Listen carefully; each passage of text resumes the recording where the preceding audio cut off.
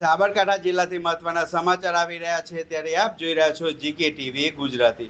સાબરકાંઠા જિલ્લાના પરેપરના સમાચાર જોવા માટે અમારી જીકે ટીવી ગુજરાતીને લાઇક, શેર અને સબસ્ક્રાઇબ કરવાનું ભૂલતા નહીં, જેથી કરીને આવનારા સમાચાર આપના સુધી પહોંચી શકે।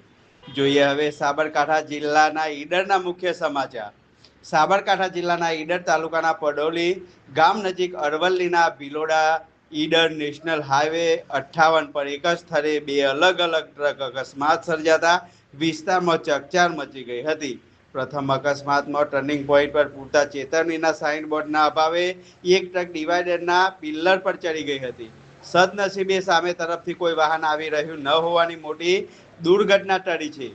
જ્યારે બીજા અકસ્માતમાં અન્ય એક ટ્રક ટર્નિંગ પોઈન્ટ નજીક રસ્તાની બાજુમાં પડેલા ભંગાર લાકડાના સામાન અને ઝાડ નજીક ઘૂસી ગઈ હતી। બંને અકસ્માતોમાં કોઈ જાનહાનિ કે ઈજાના સમાચાર સામે આવ્યા નથી।